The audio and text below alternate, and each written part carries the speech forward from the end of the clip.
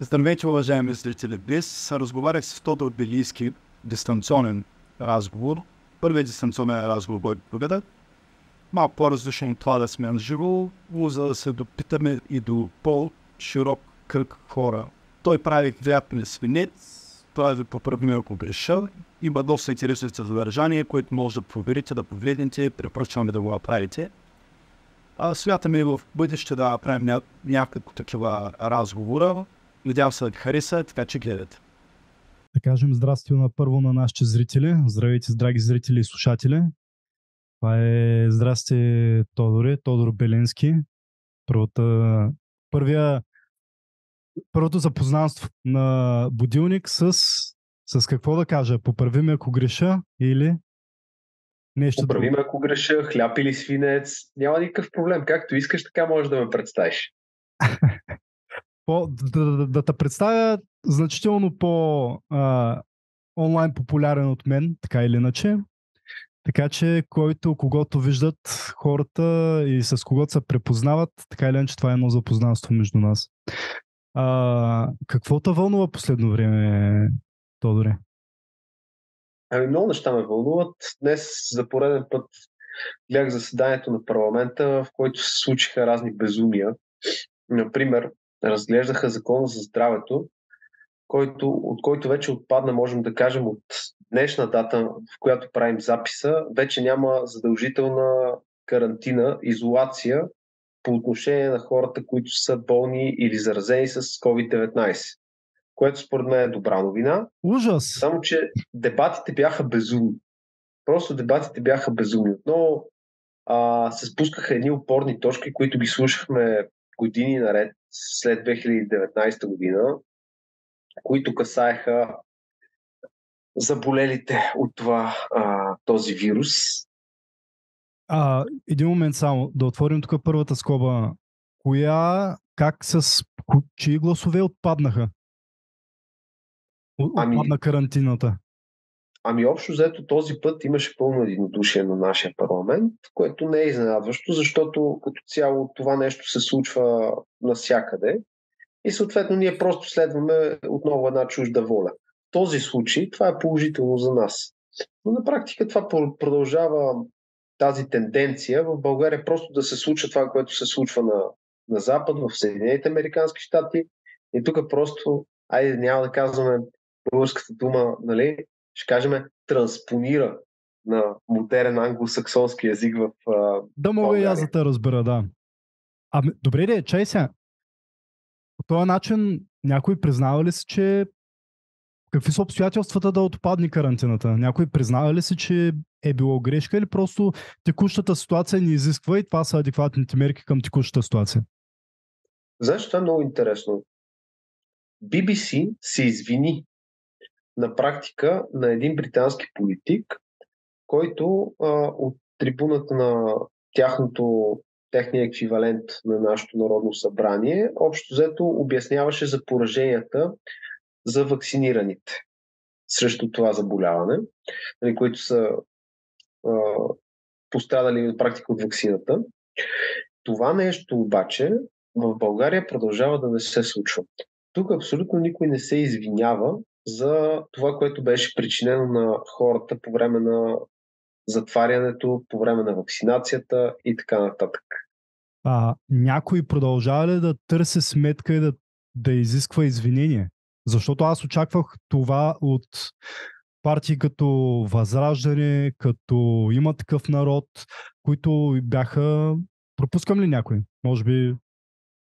До някаква степен и БСП. Значи, действително беше... До някъде БСП.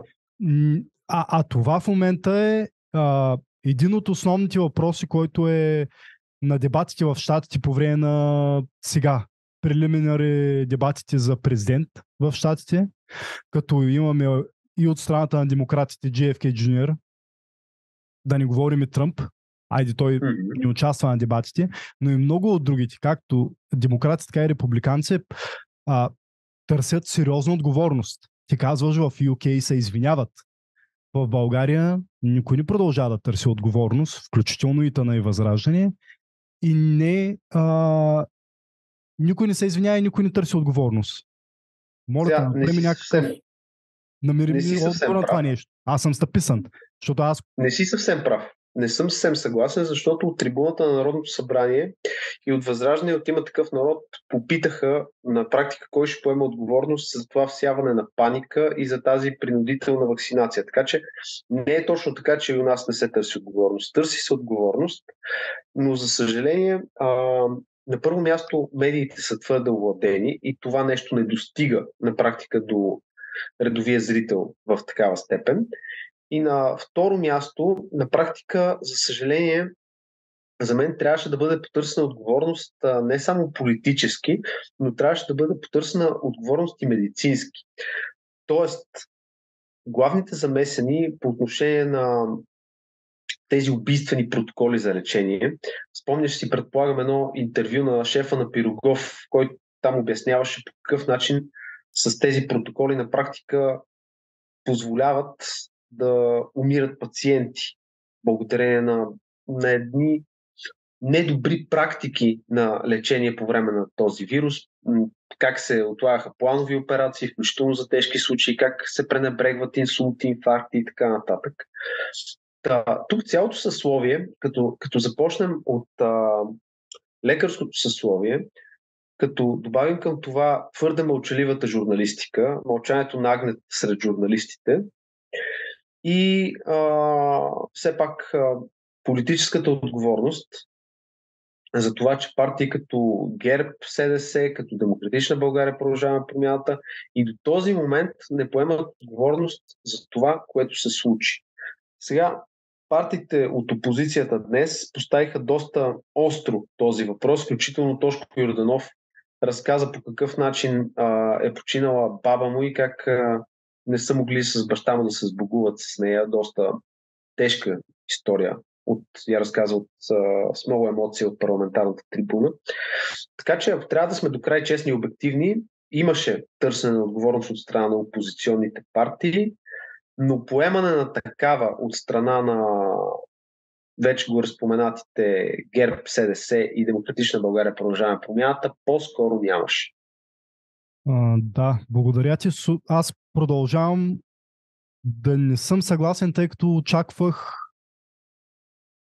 това нещо да е не спирна точка. Мерките, които закриха бизнеса, ощетиха от към образование децата, неадекватните мерки с това, което е разказал Тошко Йорданов, с неадекватното лечение на останалите хора. Това са проблемните елементи, които не се говориха. Днес има обсъждане на мерките и тъй като сме на темата, ще си кажем нашата адженда. Само, че последните 3 месеца някой каза ли нещо? Последната половин година някой каза ли нещо? Днес се е говорил, днес се става въпрос за това, това е била темата. Темата е била повдигната така или иначе и единодушно приета, така да се каже, от сглобката. В смисъл, те с мнозинството си решават всичко. Така че че освен да се направят на добри и ние да си кажем мнението, няма друго много какво да се случи. Но така или иначе много над половин година аз не чувах това, което очаквах да чуя или това, което чувах от големите имена зад океана. Като се почне от да не ги казвам пак, от философи до кандидат-президенти, говорители, журналисти и така нататък. И не само зад океана. И в UK си говорим до ден днешен Ръсел Бранд. Знаеш кой е Ръсел Бранд в UK? Да, но разкажи за зрителите, защото това е хубаво да се знае. Резюме, той е, да кажем, една рок-звезда, която в последствие започва да се занимава с подкастинг и прави доста известно предаване в YouTube. Не би го нарекал точно подкаст, но участва и в много подкасти. И той говори против войната по принцип и по-категорично и в Украина, и в момента е в Палестина, как цялото това нещо общо взето захранва на военния промишлен комплекс, няма нищо общо с идеологиите, които ни продават тук. друга тема, на която само една скоба отворя, друга тема, която после може да се прехвърлим нататък, че идеологиите, които минават тук, имам чувството, че са взети от Red Scare програмата в щатите от 60-те. В смисъл, те не минават дори в щатите към ден днешен. В смисъл, това, което тук ни пробутат като ефтина пропаганда, там никой не се опитва да го пробута, дори и там. В смисъл, дори в щатите не се опитват да пробутват това, което ни пробутват тук. Много ефтино, както и да е. И Ръсел Бранд, примерно, него го споменахме. Тук преди седмица гледах как говореше за едно изследване, много широко мащабно, норвежко изследване.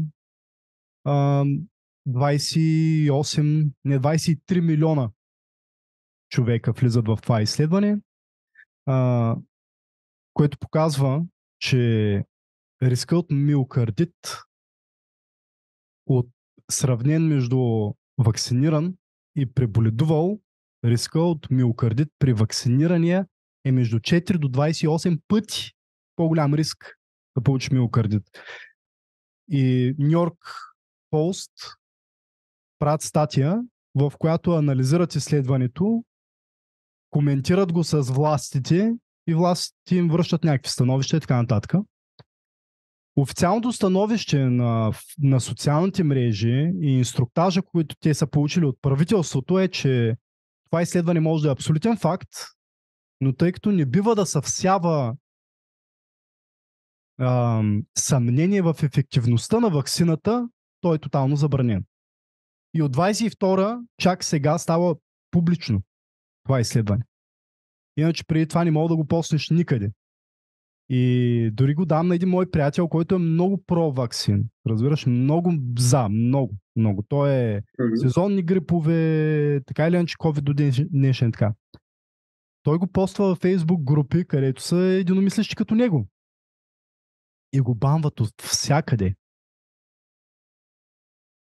Как ти звучи това нещо? Банват го от групи за лекари, банват го от групи за проваксини.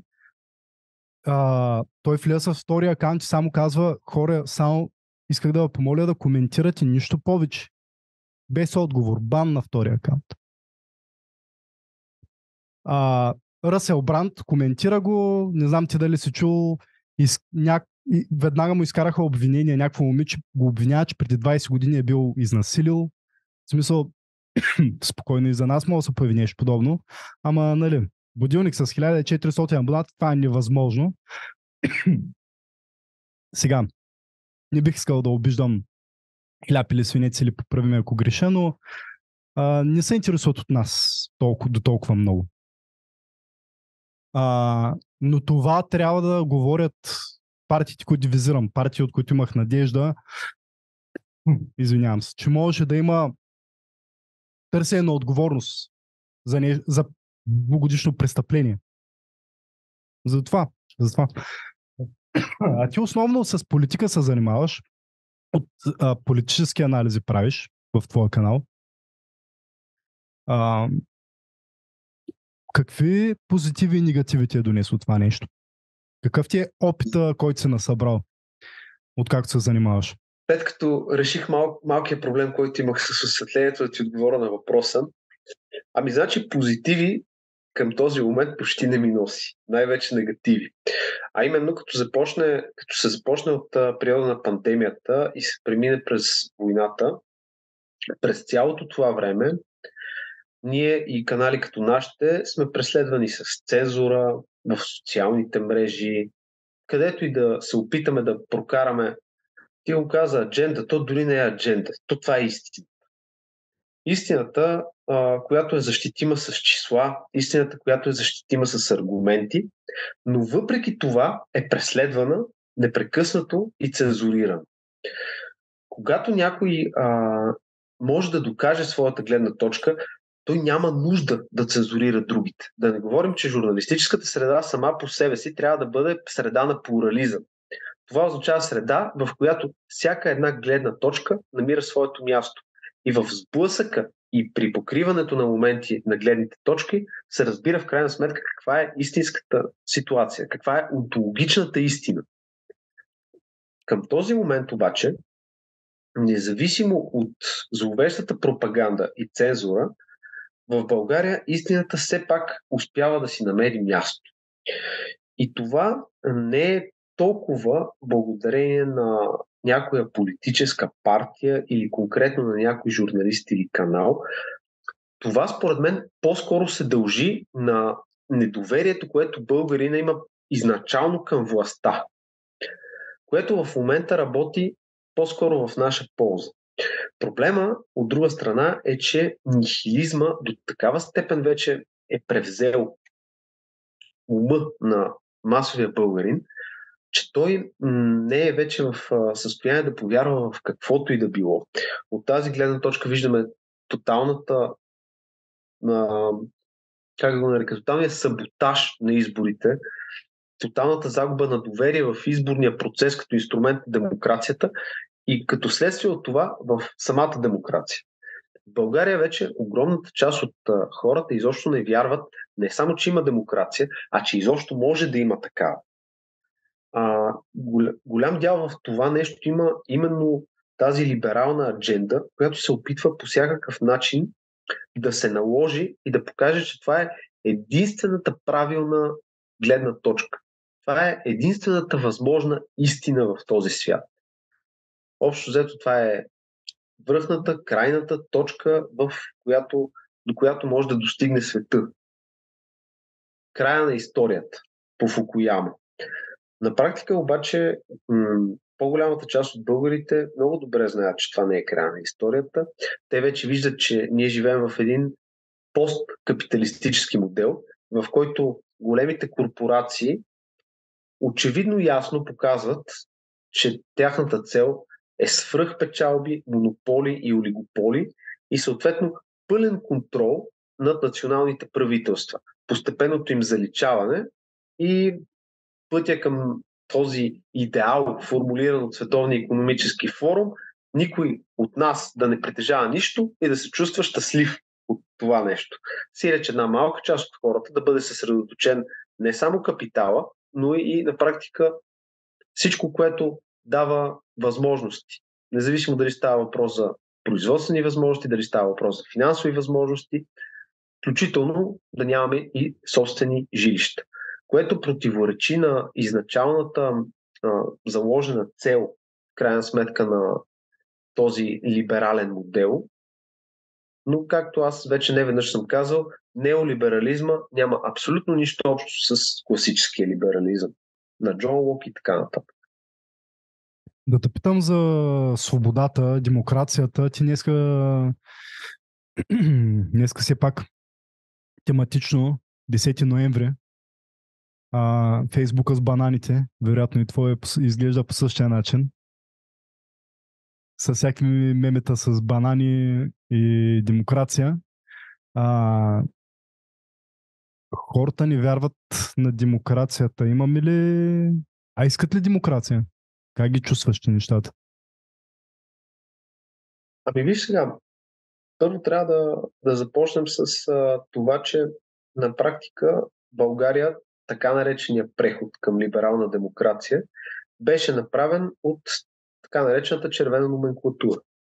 Те затова и много хора се шегуват с честит 10 ноември, като препратка към държавна сигурност. Да. Защото сега имаме си между другото чисто нов избран кмет. Днес, между другото, съда излезе и с становище, че няма причина към този момент да бъде спирано неговото официално стъпване в длъжност, така че от понеделник, не знам кога ще успеем да изкараме този разговор, но когато го изкараме, може и вече да е факт това.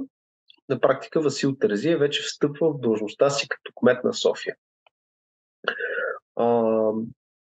Такива хора като него, на практика, които са деца на червената номенклатура, които са свързани с държавна сигурност по някакъв начин, било то роднински, било то друг, на практика убиха вярата на хората, че може нещата да се случват по нормален демократичен ред.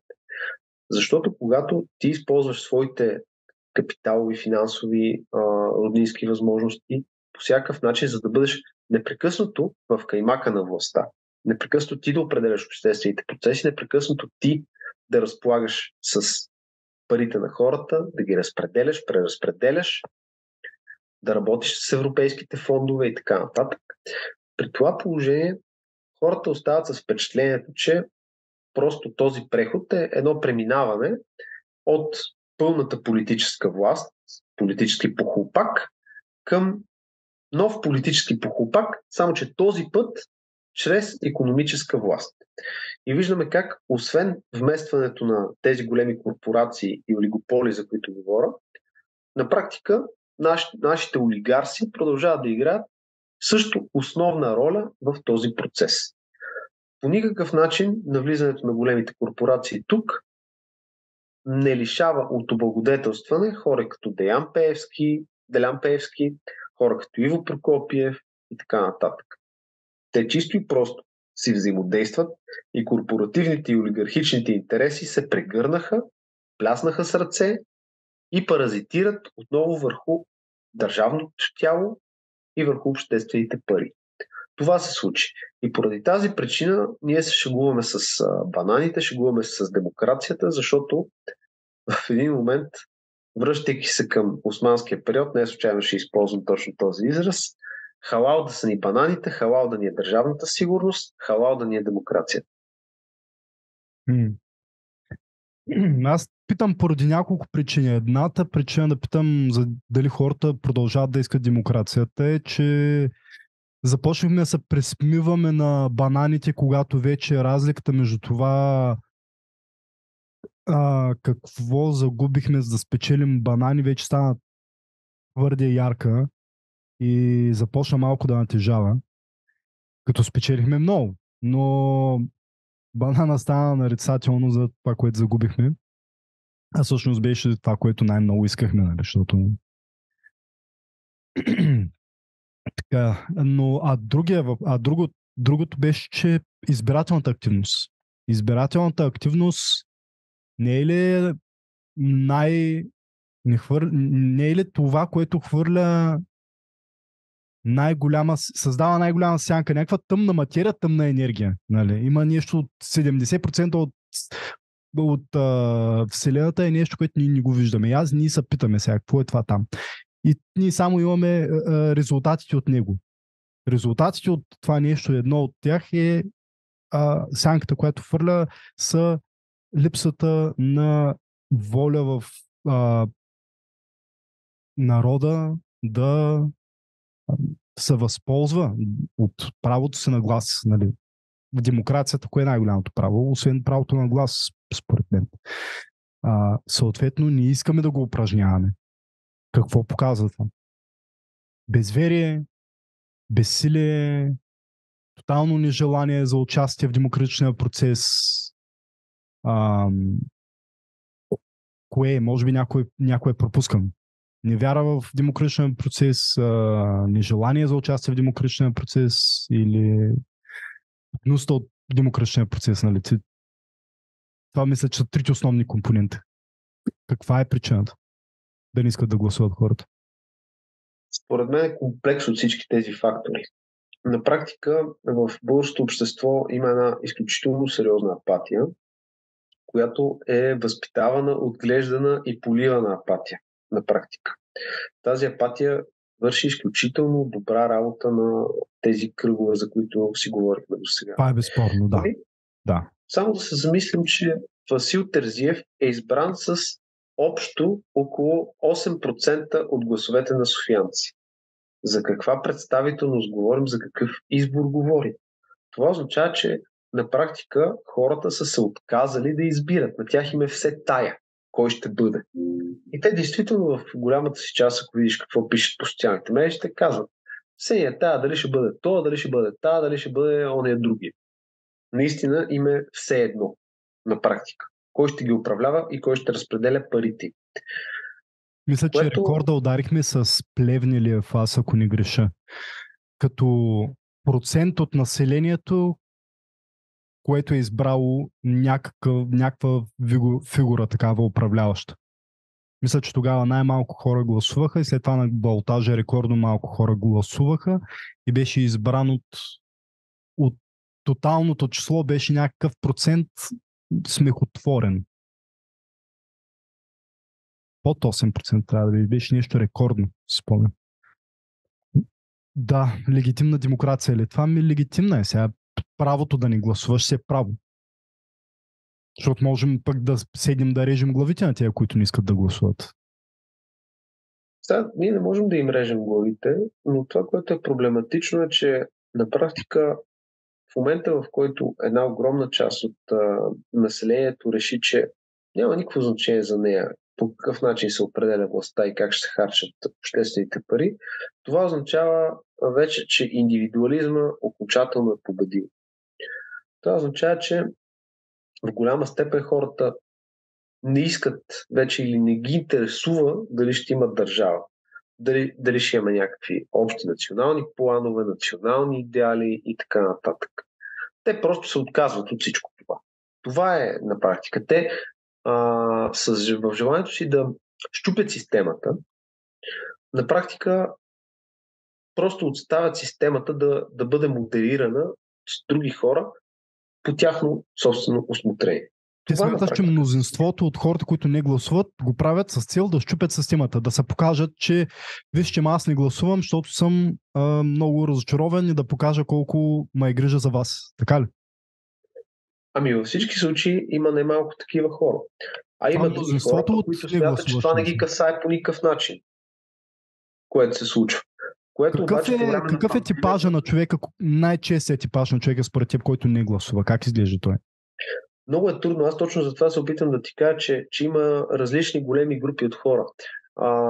Няма как, аз все пак съм учил социология и няма как просто да се изхвърля с някакво такова виждане, което не мога да докажа.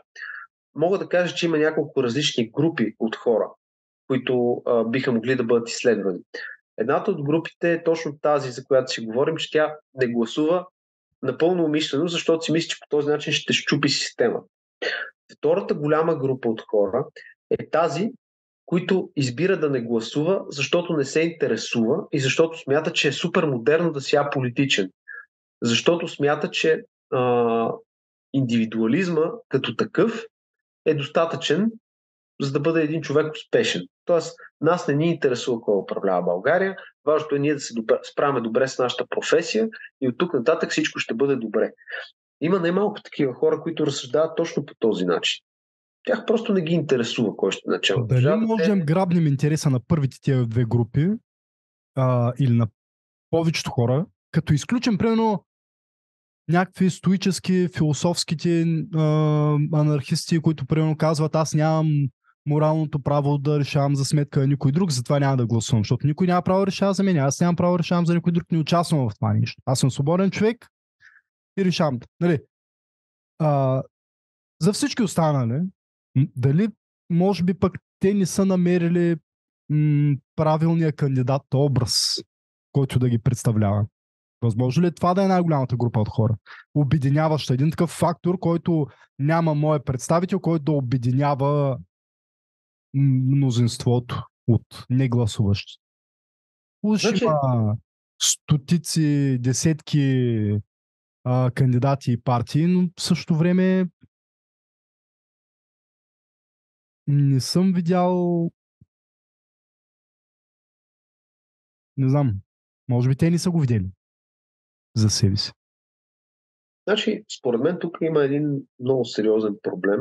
Действително, от гледна точка на това, че всяка новопоявила се опозиционна партия, като започнем още от БСП, когато беше най-голямата опозиция на ГЕРБ, още тогава те говореха, ние сме единствената опозиция, общо взето, вие трябва да подкрепите нас.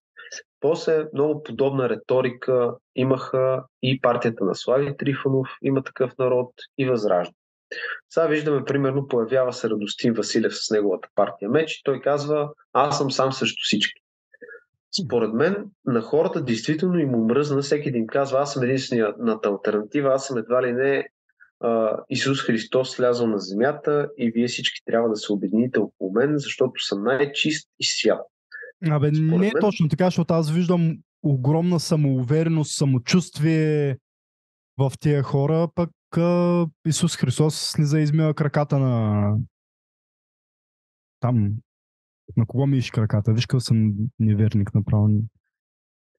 На хората, няма значение. Въпросът е в това, че съгласен съм с теб, но тези хора искат да се покажат като по-добри от всички останали. И това нещо в хората създава недоверие. Те искат да видят, според мен, това е чисто моето мнение, хора, личности, партии, издружения и така нататък, които обединяват, които намират начин да открият допирните точки в големи групи от хора и да намерят около какво да се обединят. Докато в голяма степен вече този нихилизъм, който се е създал, включително в политическото пространство, всеки стъпва върху това. Аз съм различен от останалите, защото. Добре, ти можеш да покажеш колко си различен от останалите политици, няма лошо, но покажи с какво ти се доближаваш до обикновения човек. По какъв начин виждаш неговите проблеми и с кого би могъл да се обединиш. Ето има супер много партии извън парламента, които са всеки бяга в собствен коридор, много малки. Аз питам какво пречи част от тези малки да се обединят на база на някакви общи ценности, идеали и разбирания и съответно да стане все пак нещо по-голямо, по-представително, което да има шанс за нещо. Защото в момента с толкова много партии, на мен малко ми изглеждат нещата като всеки е някакъв боец за субсидия и изведнъж разни хора се появяват точно преди избори, стават публични фигури преди избори. Започват да говорят в медиите преди избори и изведнъж имат велики идеи отново точно преди избори. Добре, аз ги питам също тия хора, къде са през цялото останало време. От друга страна, по-големите партии в парламента, които все пак са в някаква изолация, не са в сглобка и така нататък, ами какво им пречи, да кажем, да поискат сътрудничество с част от по-малките, да влеят част от тях в себе си, да потърсят по-широко представителство, да се намери някакъв начин за национално обединение. Защото ако не се намери начин за обединение, поне на групи от хора, така че деца вика да почне да се говори за някаква нормална политическа ситуация, някакво нормално разделение, ако щеш ляво-дясно, защото в момента няма дори разделение ляво-дясно. В момента единственото разделение е тия са шарлатани, тия са шарлатани. И всеки вика, крадеца вика, дръжте крадеца. Идеята е следната. В крайна сметка, аз не знам в момента тия партии в парламента и тия партии извън парламента, в голяма степен, кой кого представлява. Аз не го виждам това. Искам да разбера, примерно, някой. Ние представляваме работническата класа. Или ние представляваме, никой не каже, ние представляваме олигархията, но да кажем, ние представляваме по-голямата елитната част от населението. Ние пък представляваме нещо друго. Социал-демократи, християн-демократи, нали знаеш, там по Европа има най-различни разделения. Да си кажат, ние представляваме някаква част от населението. Нашите цели са такива и такива. Примерно да кажат, по отношение на данъчната система, нашата позиция е следната. Аз искам да разбера, примерно, тия партии в парламента, всичките ли са за плоския данък? Или па част от тях искат подоходен данък, в крайна сметка? Какво е мнението им по отношение на златната концесия? Не трябва ли пък златната концесия да мине в крайна сметка в български ръце? И разни други такива интересни концесии. Искам да разбера техните мнения по такива важни основополагащи въпроси. Включително и икономическа политика. Кой е ляв, кой е десен, в каква степен и защо? Аджеба. Това нещо, ти забелязваш някой да го говори. Това е тотално... Има огромна липса на информация в много отношения. Сега аз не влизам да им чета редовно програмите, като в някой дълбок архив, те може и да кажат, че го имат и в последствие да кажат, да, ние имаме тази информация, защото твърди, че нямаме. Но няма ясно заявени становища в тези отношения и аз това го осъзнавам. Оттам произхожда в дълбочина въпроса ми. Хората не виждат тази представителност, защото накрая твърде често се получават изпълнения от типа на... Говорихме за кмет на София. Фандъкова преди последните избори няма да пипаме данъците и на другия ден, след като стана кмет или на първия работен ден там гласуваха увеличение на данъците. Някакви данъци в София. И това нещо се случва твърде често. Просто биват моментално подведени, много други партии може да споменаваме. Не сме сигурни преди изборите с кой ще правим коалиция и след изборите стават моментални коалиции. Какви програми, плоски данъци, ти направо ги объркваш. Така, каза, че основно негативите носим, това с което се занимаваше, позитиви. Позитиви в отношение на не знам, разпознаваемост, достъпност, за това да можеш да разговаряш, да се срещаш с хора, които ти дават възможност да израстваш. Преди години, между другото, преносен смисъл. Преди години същия въпрос ми беше зададен от колегата Крум Салов, който ме пита точно това нещо. Какви са позитивите от твоята работа и по-конкретно съжаляваш ли, че ставаш журналист? И аз тогава му отговорих, че не съжалявам, че ставах журналист, не толкова заради разпознаваемостта, тя е по-скоро необходимо зло. Аз не умирам, честно да ти кажа, да се показвам. Тук и там по-скоро смятам, че посланията са важни. И в случая, чрез лицата си, ние даваме послания. И не е важно дали лицето ми или името ми ще бъде запомнено, по-скоро важно е преносът на тези послания да се случи. Поради тази причина, едно от нещата, които ме направи най-щастлив, беше преди известно време на един протест. Конкретно той беше посветен на похода на семейството. Един човек ми каза, че благодарение на хора като мен и нашата работа в публичното пространство е взел решение да се върне в България. Това нещо ме направи истински щастлив. Имах и един подобен случай с една дама, пък на един друг протест, походите за мир. Да те върна само с една лека закачка.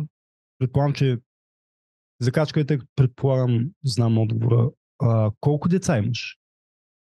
Нямам все още, за голямо съжаление. Надявам се скоро да поправя тази грешка. Деца ли правиш на този поход за българското семейство? Предполагам, че си се имал пред за традиционното българско семейство или тогава беше за българското семейство? То няма бог знае какво значение, дали е наречен по принцип посланието е за традиционното българско семейство и мисля, че точно по този начин е озаглавено от тези, които Шкварка организира. Напълно възможно е. За мен това няма особено значение как точно ще бъде озаглавено, по-скоро каква е идеята. Посланието, което носи. Замисъл, точно така. И замисъл е следния.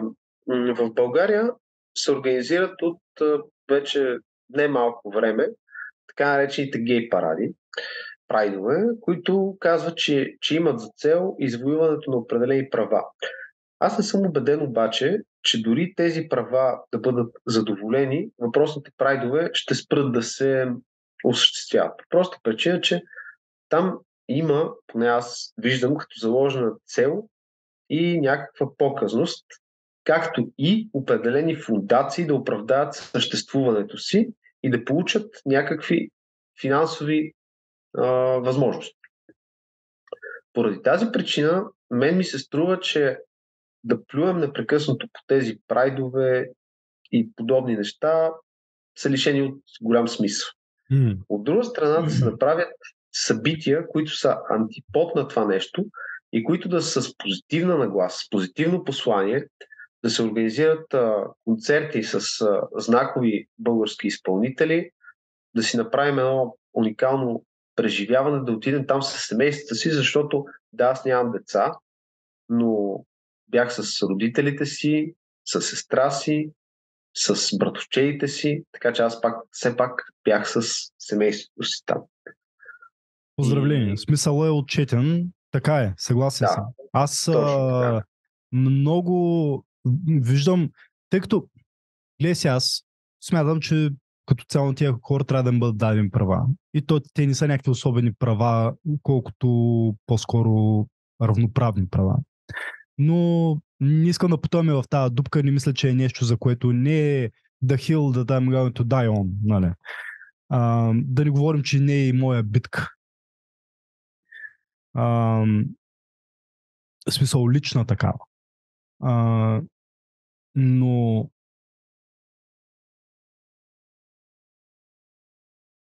въпреки прекрасната идея, значи те могат да съществуват паралелно, и нека да съществуват паралелно. И отговора на едното с другото също много повече ми харесва. Повече ми харесва, това е правилният отговор. Направете парад на традиционното на българското семейство, прекрасно, отколкото да ходите ходите, не към теб, да ходим, няма значение. С факли, и с вили, и с прашки, и с мачетите да срещу Прайд парада. Много по-добре. И въпреки това, вече нали, има една пък крайност, когато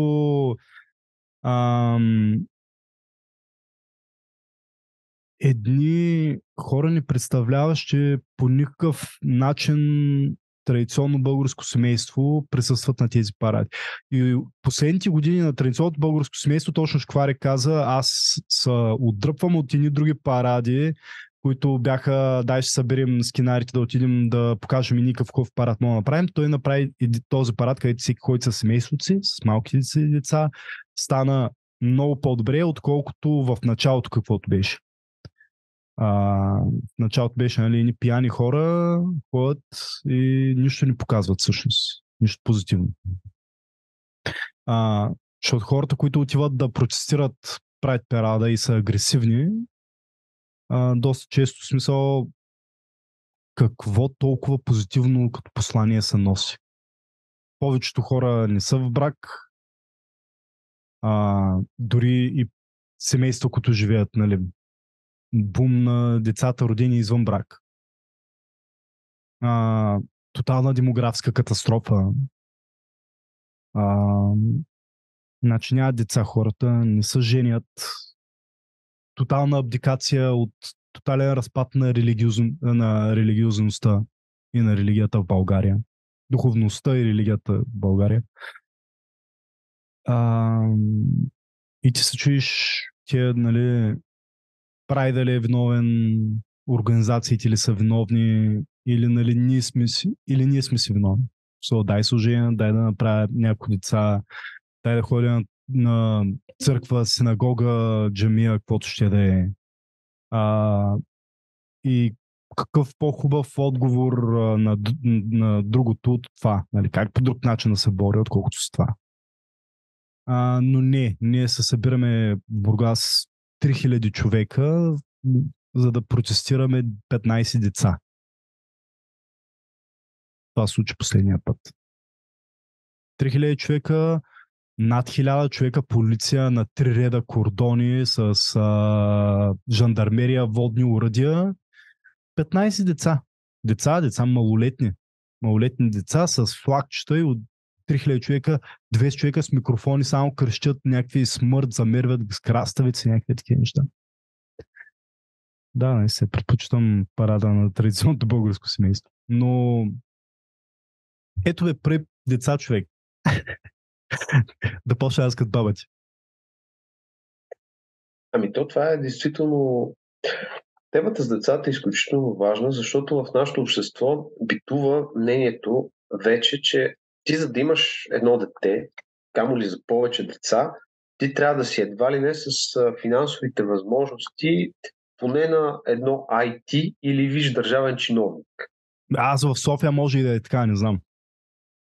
Като чуя, нали, държавна детска градина не мога да се вредиш, за другата ти трябва поне 1000 лева на месец. Да. В Бургас държавната политика... влизаш на първа класиране за ясла и за детска градина е никакъв проблем. Значи няма никакво съмнение, че държавната политика не по никакъв начин съпътства, не помага, не дава възможности да правим повече деца. Обаче, ако се замислим в миналото, нашите баби и дядовци често са живели дори в недоимък. И въпреки това са правили деца. Сега, причините са много комплексни. От една страна, тогава можем да кажем, че е имало по-голям национален идеал. Тоест, те са били по-мотивирани да го правят. От друга страна, в днешно време, специално в София, това, което мога да кажа, че тук заплатите не са ниски. Да, действително, детски градини трудно се намират. Факт е. Обаче хората намират начин. Например, има различни семейства, които аз познавам, които просто си наемат тете гледачки, които на практика вземат си някаква сграда, на практика правят си нещо като частна детска градина, кооператив и някой да им гледа децата. Идеята ми е, че в момента, в който ти имаш желание да направиш деца, да ги възпиташ, да направиш от тях добри и достойни българи, винаги има начин за това нещо. За съжаление, в днешно време голяма част от родителите, след като направят деца, общо взето остават с това да направят деца. Но последващото възпитание, това е наистина сложната задача в днешно време особено, защото сега всичките тези възможности, инстаграми, тиктоци, фейсбуци и така нататък, голяма част от родителите самите са потънали в един дигитален свят. И проблема започва първо от това, че никой не иска да си нарушава уюта, правейки деца и да се жертва по някакъв начин за друг човек. Това е първият проблем. Вторият проблем е, че когато вече направиш това дете, трябва да изпитваш вече по-сериозно чувство за отговорност към него. И не става въпрос единствено за финансова отговорност. Става въпрос за това, че ти трябва да дадеш на това дете време. Трябва да изградиш в него култура. Трябва да имаш подход към него, да разговаряш с него. Наистина най-голямата жертва, която може да направи един човек, е личното си време и комфорт. От друга страна, да имаш дете, според мен това е висше благо, това е висша отговорност и цел. И от тази гледна точка, всеки един от нас, преди да стане мъж или съответно жена, това е най-голямото нещо, в което влага. В себе си като човек, който да бъде добър родител. И затова, според мен, на определена възраст вече ти не почваш да гледаш жената с най-големите гърди, най-хубавия задник или най-тънката талия и най-дългите крака. Ти започваш да гледаш коя жена би била достойна майка за твоите деца. Както и обратното. Ако си жена, спираш да гледаш баткото с най-големите бицепси, най-оформения корем или гръдни мускули, а започваш да гледаш кой би бил достатъчно отговорен, достоен, интелигентен, така че да бъде баща на твоите деца. И от тази гледна точка, според мен, едни хора твърде бавно порастват. И както в сериала, един мой много любим сериал "Приятели", от който един от основните актьори почина наскоро, там това се говореше, че преди 30 години показваше се как тенденцията в щатите, как все по-късно стават децата родители. Т.е. не децата, хората стават родители. И в България с теб си говорихме в предната част, че на практика за огромно съжаление това, което се случва в щатите и в Западна Европа, тук се пренася с закъснение. И поради тази причина сега в момента наблюдаваме тази тенденция в България. Консумеризъм, хедонизъм и съответно липса на необходимата отговорност, включително за това нещо да направиш, да отгледаш, да възпиташ читаво поколение. И това според мен е един от най-големите проблеми, с които трябва да се преборим ние, нашето поколение, като хора и като личности. Аз имам една друга теория. Всъщност твърде бързо станахме развит западен свят. Технологично разчиташ на преминало едно средно ниво на технологичния прогрес. В смисъл, не сме аграрна държава, а по-скоро на услугите. И всички, които са го направили, имат това снижение на коефициент на плодовитост, ли как се говори, където е колко деца има една жена, мисля, че средностатистически. И ние в този коефициент пак горе-долу сме добре за Европа, над средното за Европа. 1,84, което за Европа е много високо. И за западния свят е доста високо. Само, че при нас няма такъв прилив, какъвто има при тях. Мисля, ние нямаме имиграция, която да ни попълни тази липса на... Не можем да самовъзпроизвеждаме сами. Модерни сме, технологични сме, да, вече осъзнаваме, някакси не осъзнаваме. Да, вече живеем твърде добре, за да имаме нужда от 3 деца. Нали? Имаме 3 деца, за да имаме 3 деца. Нямаме 3 деца, за да може едното да готви, другото да чисти и третото да оре. Разбираш ли? И в момента, в който пък и не дойдат хора, които се опитват да пробият тук и да успеят, нали, не сме Германия, Щатите или където и да имигрират хората, вече в този момент нямаме, не може да се задвижва машината. Ало? Да, чувам те. Помислих, че замръзна, извинявай. И това, което се случва, е точно това нещо. Но не виждам оправям. Няма просто да убедиш хората, че е много готино. Наистина иска много...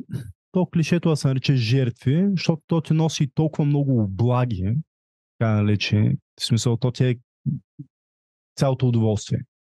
Така че какви жертви при положение, че той целият свят се почва да се върти около това, ма върти с най-добрия смисъл на думата.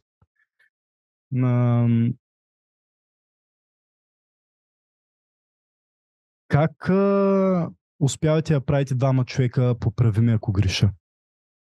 Как се съчетавате два ума в това нещо? Защото трудно се работи като демокрация.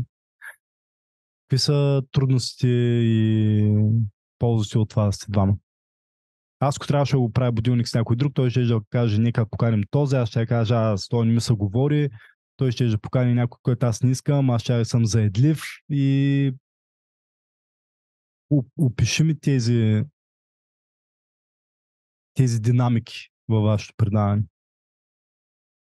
Ами, това е интересното като цяло да работиш в екип. Защото, извинявай, аз съм слушал вие сте разказвали някъде вашите предистории, не знам, при консервите или при колегите от консервите ли, как вие също са запознати в автобуса и направо си казва тя и да го правим това. Вие не сте приятели от деца и такива да сте преживели, да знаете как да преодолявате противоречията и трудностите, така да се каже. Вие направо не се познавате и на други ден почвате да го правите това нещо. Образно казвам. Сега, не е точно да не се познаваме, значи ние се запознахме след един футболен матч. Отидохме, аз точно за това щях да тръгна с спорта. Защото като цяло в спорта, в момента в който ти се научиш да играеш в отбор, това нещо ти помага вече от тук нататък в целият ти живот, защото знаеш, че от този момент нататък личността в някаква степен се бори за благото на отбора. Тоест, ти не можеш да бъдеш някакъв единак, който да гледа само в своите посока, ти се съобразяваш с твоите съотборници. Ти имаш по-висша цел, по-висше благо от себе си в случая. Това отбора да бъде добре. И тук нещата са по същия начин. Ние играехме в футбол заедно и след това се заговорихме. И това беше най-забавната история, че Тео реално погледнато започна да хули журналистическата среда. Той непрекъснато обясняваше журналистите, това журналистите, онова. Непрекъснато яко хули. И аз съответно му казах, да, абсолютно съм съгласен с теб. И той си довърши предуарето там, колко лоши са журналистите. След което с което не греши и един бит. Работиш? И аз му казах, аз съм журналист. И той само е така погледна ми и каза, извинявай, аз викам, няма за какво да ми си извиняваш. Аз съм абсолютно съгласен с теб, с това, което ти кажеш за журналистическата среда. И като цяло аз мятам, че това са реално съществуващи проблеми и аз не мога да си заровя главата в пясъка, само защото аз съм журналист и аз упражнявам тази професия. И оттам нататък ние станахме приятели, почнахме да си пием бирата редовно заедно, почнахме да си играем в футбол заедно. И общо взето по този начин в един хубав ден се роди идеята да направим подкасти. Смея да кажа, че ние бяхме едни между другото от първите в България, които започнаха да го развиват това нещо. Като целта беше точно ефекта, който се получи по някакъв начин заразен ефект. Станахме приятели с консервите, които правят подобен тип съдържание. Започнахме да си взаимодействаме и с някакви други канали. И според мен точно това е начина, в крайна сметка, не само нашата аудитория да се разшири, но и тези разговори да стават достояние на на повече хора и да сблъскваме идеи, да ги обсъждаме, да ги прекарваме през различна призма. Защото никой от нас не може да бъде носител на абсолютната истина. Тя може да се роди само тогава, когато много гледни точки се преплитат, когато всеки покаже неговата призма за живота и тогава може да се роди нещо хубаво, нещо смислено, нещо градивно. Ти смяташ, че съвсем спокойно, както можем да справим седмична рубрика от този тип, чуваме с 20 минути на седмица, обсъждаме нещо. Ако аз съм от ППДБ и тук имам на фон отзаде дъгата и никакъв проблем, може да си говорим културно по този начин и да спазваме добрия тон. Вярваш, че това нещо може да функционира? То точно това трябва да стане, защото ако всички сме на едно мнение, то на практика първо, че живот ще бъде много скучен и второ, няма как всички да сме на едно мнение. Разбира се, че има различни мнения.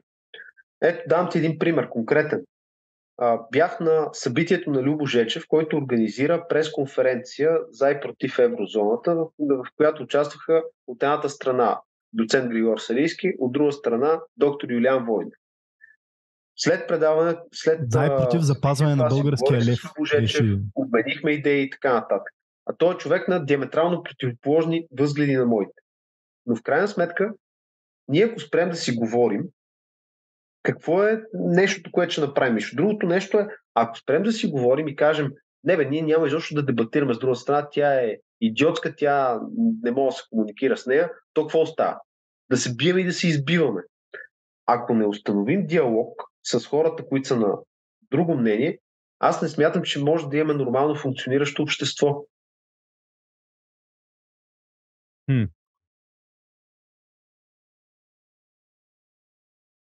Добре, ти как ще реагираш и по какъв начин ще приемеш моето мнение, ако то е крайно противоположно на твоето и изказано изключително провокативно? Винаги ли ще запазваш по този начин тона?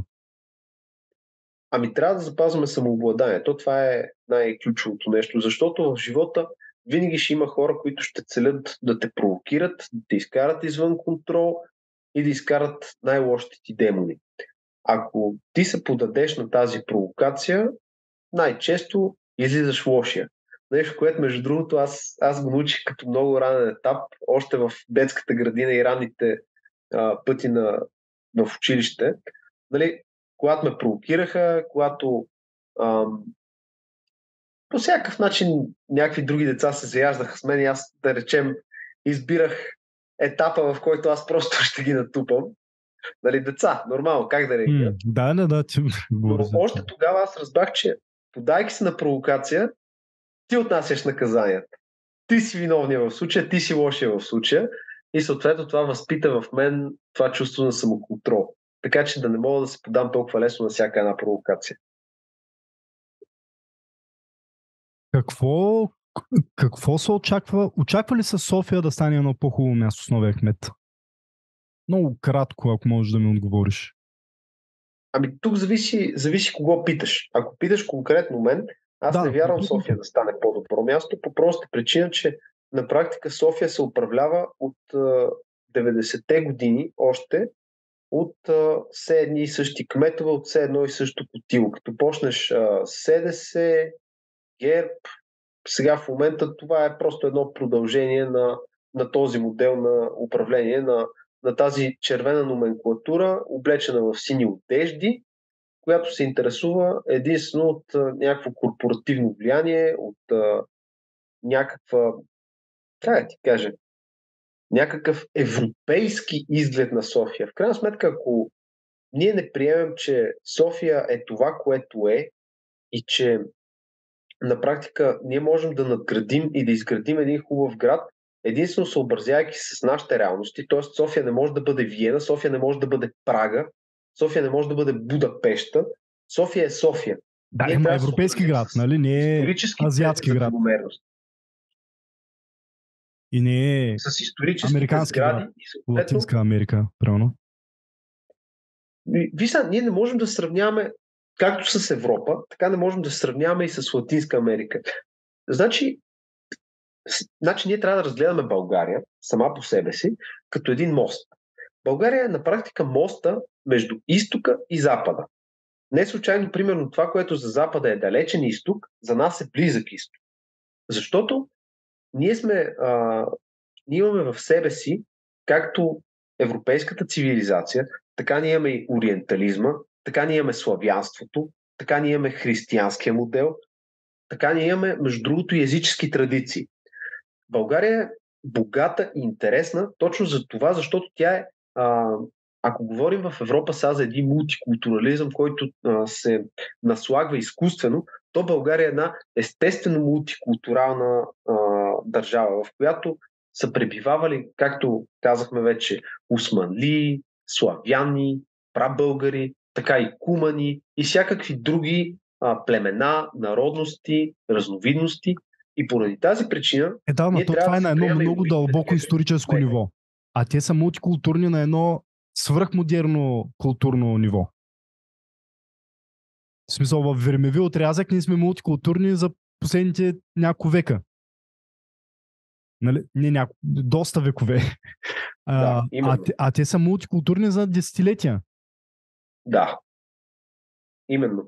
И като погледнем, нали, това, което в момента ни сочат като цивилизован свят, извинявам се, само че в моменти, в които в България има наистина цивилизован свят, наистина развита демокрация, ако щеш, защото всеки стъпил на нашата територия става свободен човек от, да не припомням когато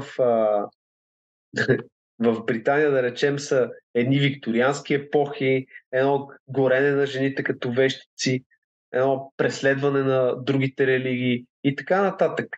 Така че трябва много внимателно да боравим с тези определения като цивилизован свят, свободен свят, защото според мен, и не само според мен, тук има исторически доказателства, България е една от люлките на тази европейска цивилизация и ние трябва да имаме самочувствието, обоснованото самочувствие за това нещо и не непрекъснато да сочим какво е на Запад и да се учим от него, а и в крайна сметка да ценим това, което представляваме ние и да видим какво можем и ние да изнесем в крайна сметка на Запад, а не да се чувстваме като някаква втора ръка хора.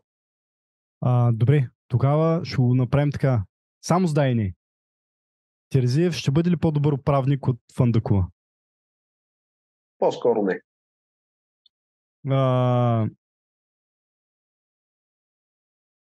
На балотажа Терзиев беше с Григорова. Григорова щеше ли да бъде по-добър управник от Терзиев? Мятам, че да. Тя не стана с 3-4 хиляди гласа? Последно колко са? Някой сметна ли? Някъде, да. Защо Възраждане подкрепиха Григорова?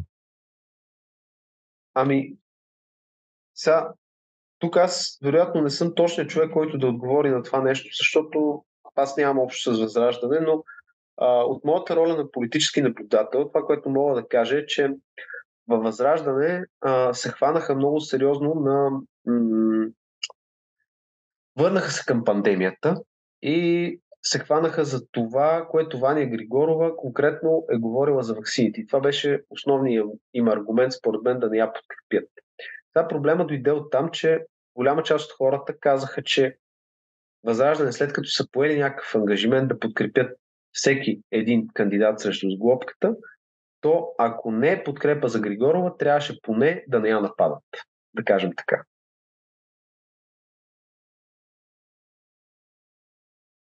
Заради това, че в даден момент е защитила ваксините.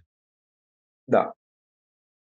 Според мен това беше основният аргумент на голяма част от избирателите на Възраждане. Другото нещо беше, за което се хванаха, беше нейно ранно изказване по отношение на Истанбулската конвенция в нейна подкрепа.